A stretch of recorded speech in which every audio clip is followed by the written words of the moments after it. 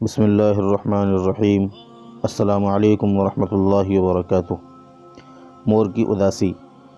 آج موسم برسات کا ایک پیارا اور خوبصورت دن تھا۔ ہلکی ہلکی پھوار برس رہی تھی۔ انسانوں کے ساتھ جنگل کے سبھی جانور بھی بہت خوش تھے۔ ایک مور خوشی کے عالم میں اپنے رنگین اور خوبصورت پر پھیلائے جنگل میں ناچ رہا تھا۔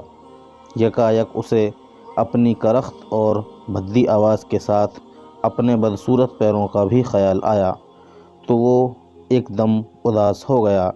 اس کا چہرہ زرد پڑ گیا اور اس کی آنکھوں میں آنسو بھر آئے۔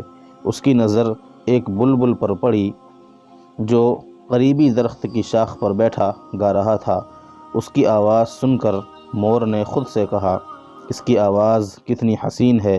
انسان ہو یا جانور، سبھی اس کی آواز کے دیوانے ہیں، لیکن جب میں اپنی آواز نکالتا ہوں تو سب کے سب میرا مذاق اڑاتے ہیں۔ میں بھی کتنا بد نصیب ہوں۔ اسی لمحے جنگل میں ایک بزرگ نمودار ہوئے اور انہوں نے مور سے کہا، تم اس قدر اداس اور پریشان کیوں لگ رہے ہو؟ مور نے بزرگ کو دیکھا اور سسکیاں لیتے ہوئے کہا، میرا جسم کتنا خوبصورت ہے اور میرے پر تو بہت ہی حسین ہیں، لیکن میرے لیے یہ ساری خوبصورتی بیکار ہے، کیونکہ میری آواز اتنی کرخت اور بھدی ہے کہ جو بھی اسے سنتا ہے وہ خوب ہنستا ہے۔ بزرگ نے پیار سے کہا، تم وہ واحد پرندے ہو جو اداس اور پریشان دکھائی دے رہے ہو۔ خدا نے اپنی مخلوق کو بہت سی نعمتیں عطا کی ہیں۔ تمہیں خوبصورتی اور حسن سے نوازا ہے، عقاب کی طاقت عطا کی ہے، بلبل سی میٹھی اور سریلی آواز ہے۔ اس لیے اپنی خامیوں پر زیادہ پریشان مت ہو، بلکہ اپنی خامیوں کے ساتھ جینا سیکھو۔ اسی میں خوشی ہے اور اطمینان بھی اسی میں ہے۔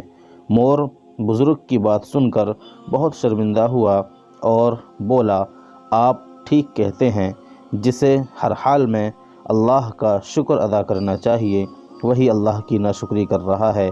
میں اللہ کا احسان مند ہوں کہ اللہ نے مجھے خوبصورت پر عطا کیے۔ اس دن کے بعد مور نے اداس رہنا چھوڑ دیا اور خوش رہنے لگا۔ ویڈیو پسند آئی ہو تو ویڈیو کو لائک کریں اور شیئر کریں، اور اگر آپ ہمارے چینل پر نئے آئے ہیں تو ہمارے چینل کو سبسکرائب کر کے بیل آئیکن ضرور دبا دیں تاکہ آنے والی ساری ویڈیوز آپ تک آسانی سے پہنچ سکیں۔